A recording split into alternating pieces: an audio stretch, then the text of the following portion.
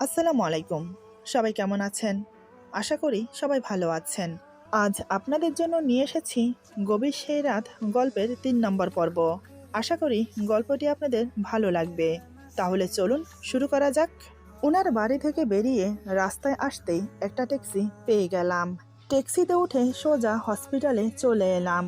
হসপিটালে এসে দেখি মা, ছোট ভাই বোন দুজন বসে আছে। শরীরের এই অবস্থা নিয়ে জোরে হাঁটতেও পারছি না।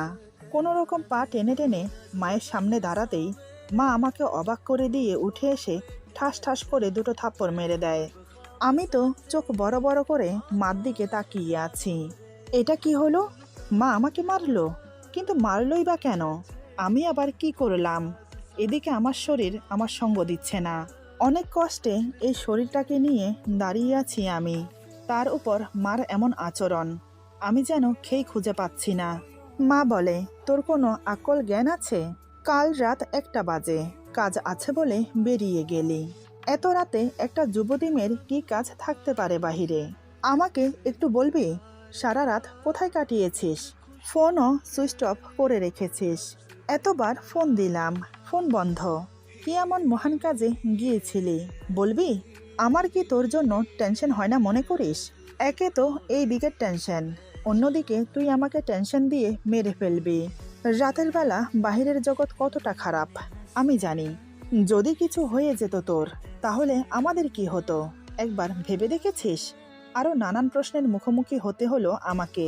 কিন্তু আমি কোনো কথা বললাম না। সত্যি বলতে আমার কথা বলতে ইচ্ছে করছে না। সারা রাত মাঝে আমাকে নিয়ে টেনশন করেছে, সেটা আমি বেশ বুঝতে পারছি। তবে আমি কোথায় ছিলাম, সারা রাত কি করেছি, কিছুই যে বলতে পারবো না। চোখে দিয়ে টপ টপ করে জল পড়ছে, আর নিজেকে ধরে রাখার মতো অবস্থায় নেই আমি। মাকে শক্ত করে জড়িয়ে ধরে চিৎকার করে কান্না করে দিলাম।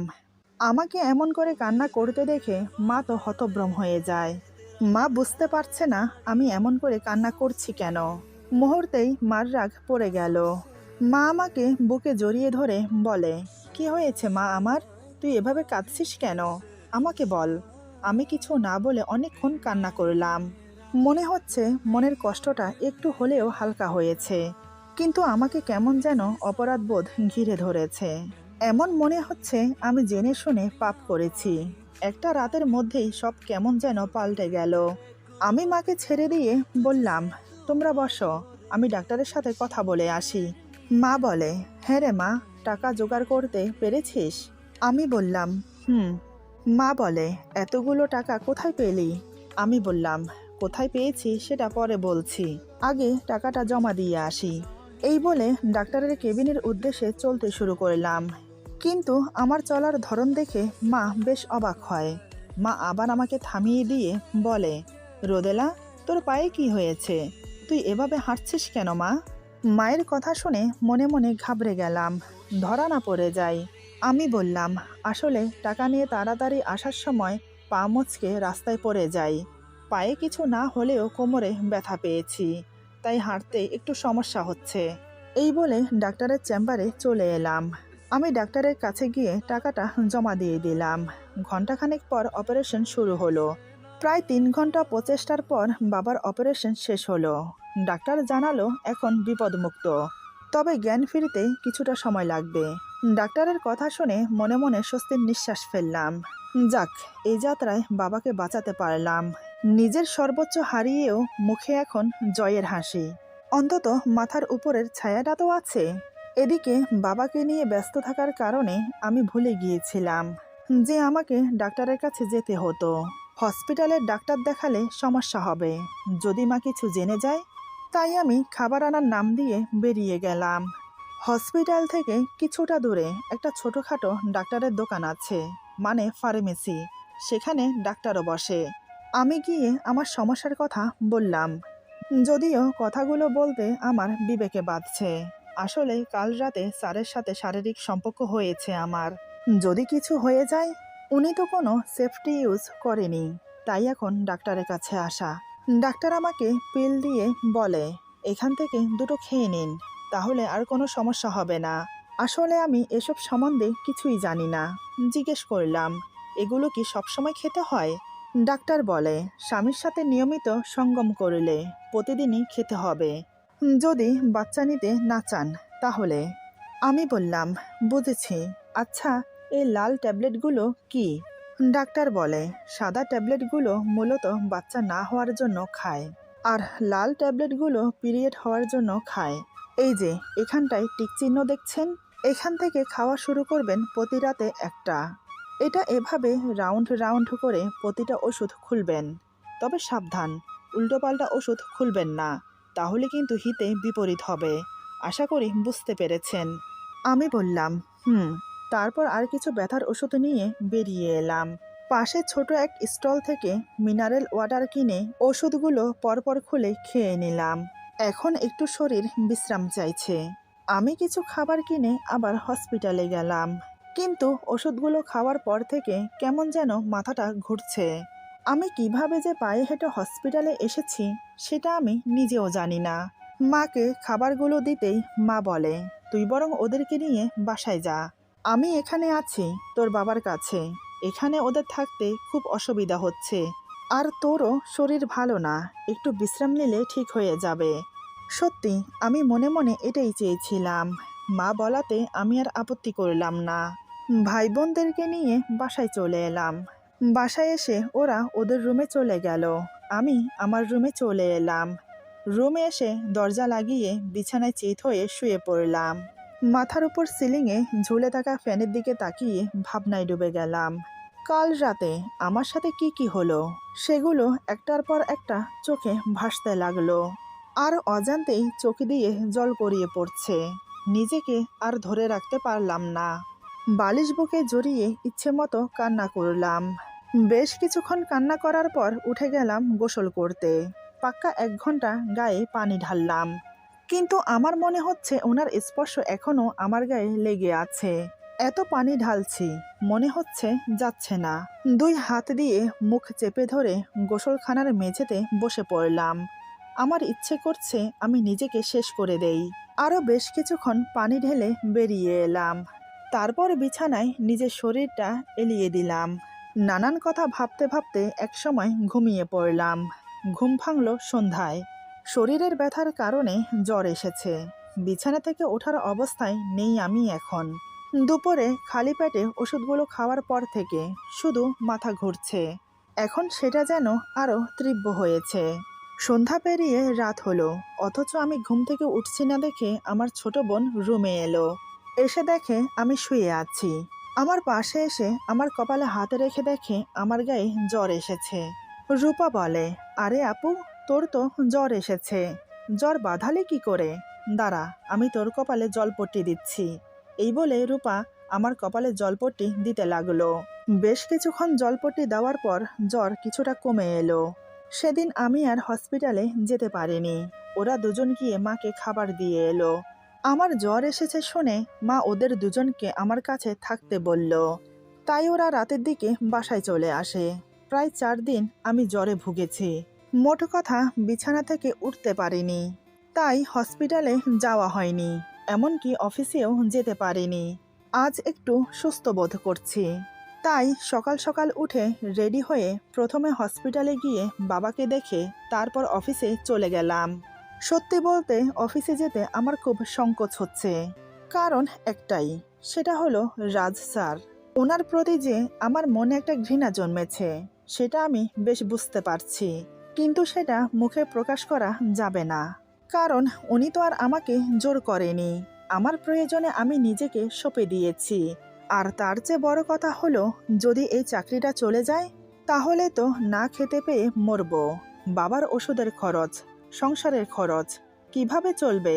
তাই আমাকে চুপ করে থাকতে হবে।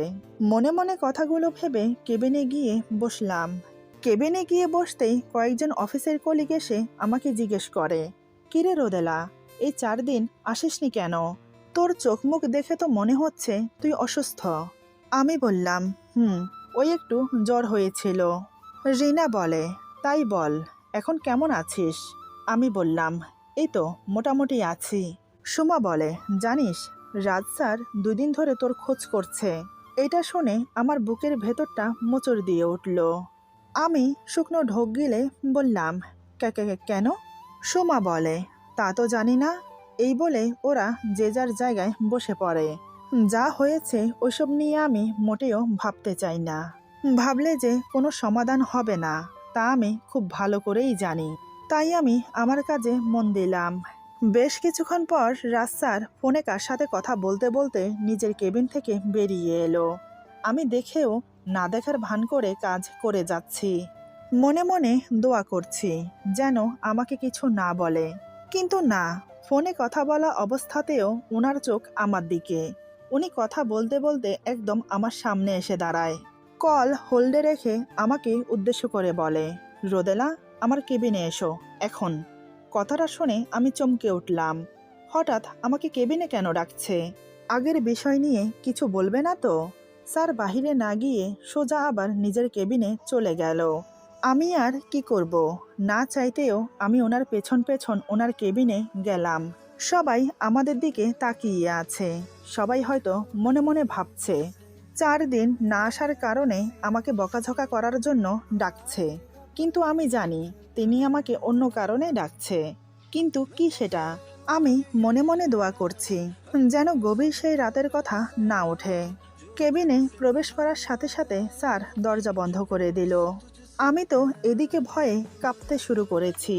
এর আগেও আমরা যে কেউ আসি কেবিনের দরজা বন্ধ করে ভেতরে প্রবেশ করি, কিন্তু আজ স্যার দরজা শুধু বন্ধ করে দেয়নি, একদম লক করে দিয়েছে।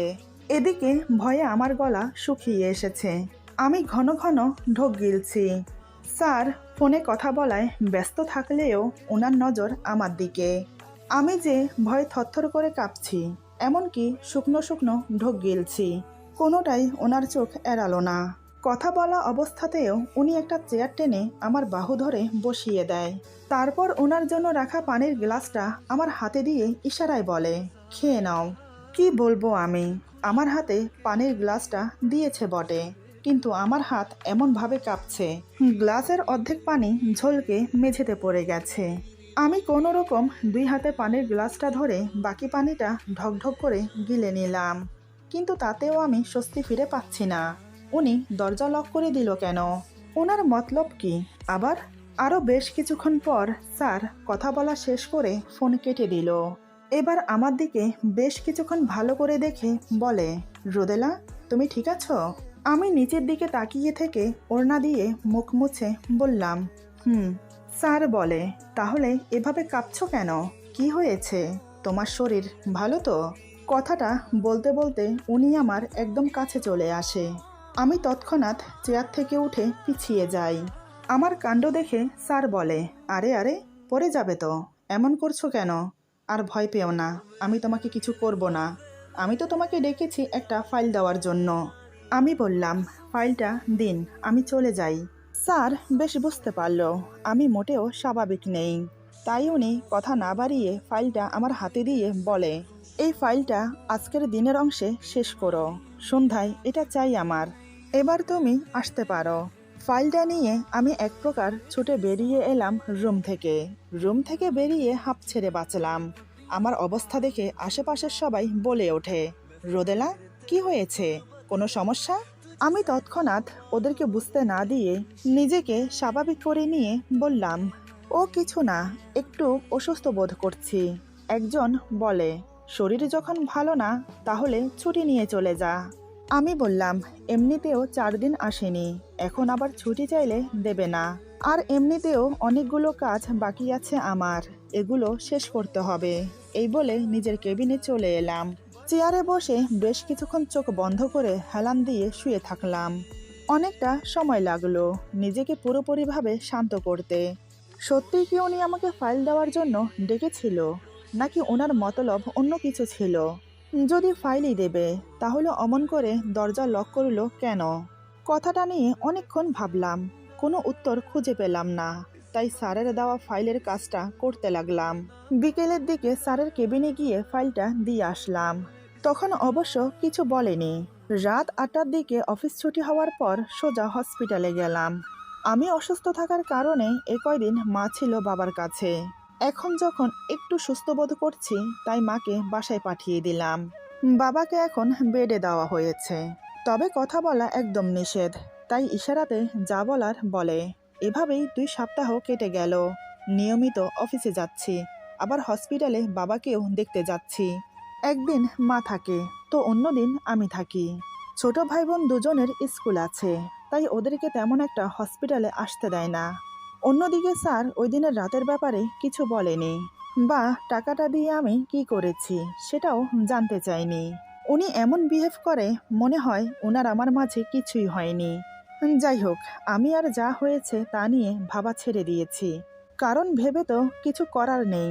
যা হারিয়েছি তা তো আর ফিরে পাবো না, সবই আমার নিয়তি। তাই আমি কাউকে দোষও দিতে পারি না। বাবা অনেকটা সুস্থ হয়েছে, আজ বাবাকে হসপিটাল থেকে ছাড়বে।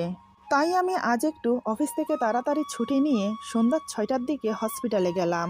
বাকি টাকাটা দিয়ে সব কিছু বুঝে নিয়ে বাবাকে নিয়ে বাসায় ফিরতে ফিরতে রাত 9টা বেজে গেল। এরই মধ্যে বাবা মা কেউই জানতে পারলো না অপারেশনে কত টাকা খরচ হয়েছে। সবাই জানে 1 লক্ষ টাকা খরচ হয়েছে। মা জানতে চেয়েছিল। আমি বললাম অফিসের বস থেকে নিয়েছি লোন হিসেবে, প্রত্যেক মাসে মাসে দিয়ে দিতে হবে। সবটাই আমি ম্যানেজ করে নিয়েছি। বাবা সম্পূর্ণ বেড রেস্ট। 2-1 মাস কোনো কাজই করতে পারবে না বাবা, তাই সংসারের পুরো দায়িত্ব আমার কাঁধে। এভাবে পুরো 1 মাস কেটে গেল। আমি তো ভেবেই নিয়েছি সামনে আর কোনো সমস্যা হবে না, কিন্তু আমার ধারণা সম্পূর্ণ ভুল করে দিয়ে একদিন সন্ধ্যার দিকে স্যার আমাকে কেবিনে ডাকলো। আমি ভাবলাম হয়তো কোনো কাজের জন্য ডাকছে। গেলাম স্যারের কেবিনে। সত্যি কথা বলতে যতই আমি ভুলে থাকতে চাই, ভুলে থাকা কি যায়? স্যারকে দেখলেই আমার সেই রাতের কথা মনে পড়ে। যাই হোক, দরজার কাছে দাঁড়িয়ে বললাম, স্যার ভেতরে আসবো? স্যার বলে, অবশ্যই ভেতরে আসো। আমি ভেতরে প্রবেশ করে স্যারের সামনে গিয়ে দাঁড়ালাম। স্যার আমাকে চেয়ার দেখিয়ে দিয়ে বলে, বসো। তারপর একটা মোটা খাম আমার সামনে এগিয়ে দিয়ে বলে, তোমার স্যালারি। স্যার আজ আমাকে নিজের হাতে স্যালারি দিচ্ছে দেখে আমি বেশ অবাকই হলাম, কারণ এর আগে ম্যানেজার সবাইকে স্যালারি দিত, সাথে আমাকেও দিত, কিন্তু আজ স্যার নিজের হাতে দিচ্ছে কেন? বুঝলাম না কিছু। আমি স্যালারি হাতে নিয়ে বললাম, ধন্যবাদ স্যার। স্যার বলে, এখানে তোমার পুরো স্যালারি আছে। এটা শুনে আমি আরও অবাক হলাম, কারণ স্যারের সাথে আমার কথা হয়েছে প্রত্যেক মাসে আমার স্যালারি থেকে 20,000 করে কেটে রাখবে। তাহলে পুরো টাকা কেন দিল? আমি কিছু না বলে খাম খুলে সেখান থেকে 20,000 টাকা স্যারকে এগিয়ে দিয়ে বললাম, এটা রাখুন স্যার। স্যার বলে, লাগবে না, রেখে দাও তুমি। আমি তো স্যারের কথা শুনে নিস্তব্ধ হয়ে স্যারের দিকে তাকিয়ে আছি। আমি বললাম, কেন স্যার? আপনার সাথে আমার কথা হয়েছে প্রত্যেক মাসে 20,000 করে দেওয়ার, তাহলে এখন নেবেন না কেন? দেখুন স্যার, 10 লক্ষ টাকা আমি একসাথে আপনাকে দিতে পারবো না, কারণ সেরকম সামর্থ্য আমার নেই। তাই আমি আপনাকে প্রত্যেক মাসে 20,000 করে দিয়ে দেব। প্লিজ স্যার, টাকাটা রাখুন। স্যার বলে, তুমি সুস্থ আছো? আমি বলছি কি, আর স্যার আমাকে কি জিজ্ঞেস করছে? আমি বললাম, জি স্যার, আমি সম্পূর্ণ সুস্থ আছি।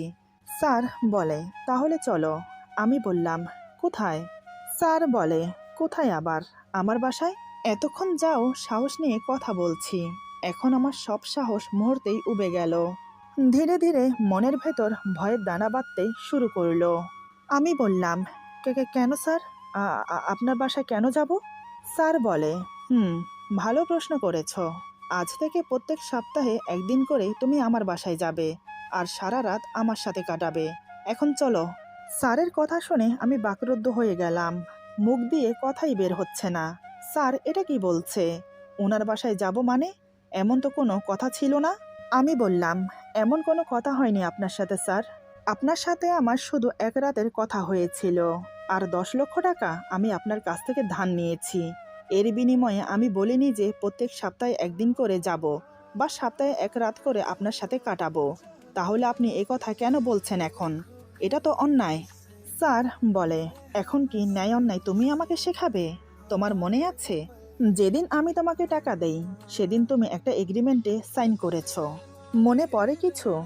আমি বললাম, জি মনে আছে, সেটা তো আমি স্বইচ্ছায় করেছি, তার ব্যাপার ছিল।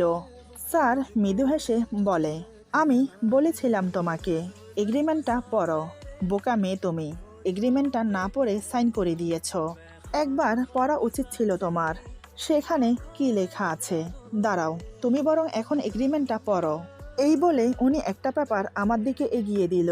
আমি হাতে নিয়ে পেপারটা পড়ে আমার মাথায় যেন বিনা মেঘেই বজ্রপাত হলো।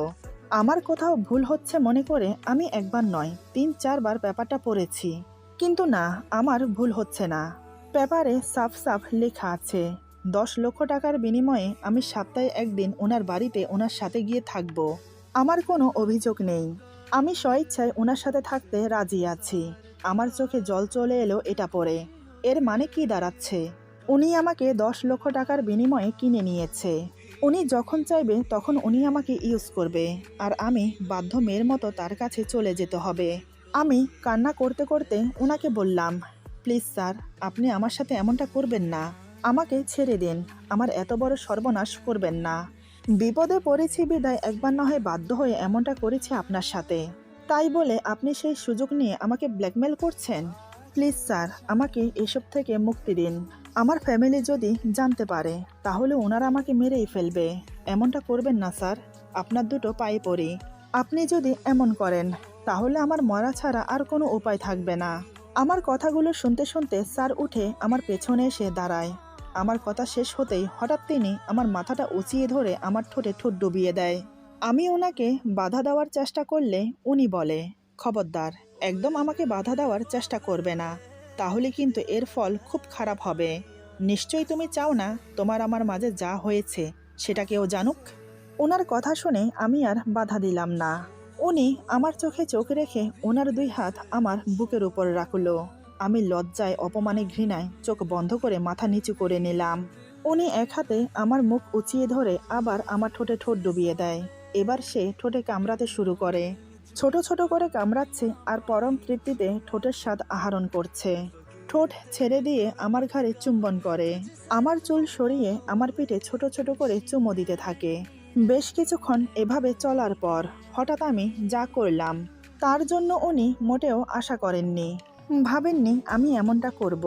আমি এমন করাতে ওনার রাগ আরো বেড়ে গেল। রেগে গিয়ে উনি যা করলো, আমি তো পুরোই নিস্তব্ধ হয়ে গেলাম। মুখের ভাষা হারিয়ে ফেলেছি বলার জন্য। এরপর যা হলো, আজকের গল্প এখানে সমাপ্ত। গল্পের বাকি অংশ পেয়ে যাবেন আগামী পর্বে। আশা করি গল্পটি আপনাদের ভালো লাগবে। যদি ভালো লাগে তাহলে বন্ধুদের সাথে বেশি বেশি করে শেয়ার করবেন, পাশে থাকবেন আর কমেন্টে জানাবেন কেমন লাগলো। সবাই ভালো থাকবেন, সুস্থ থাকবেন। আল্লাহ হাফেজ।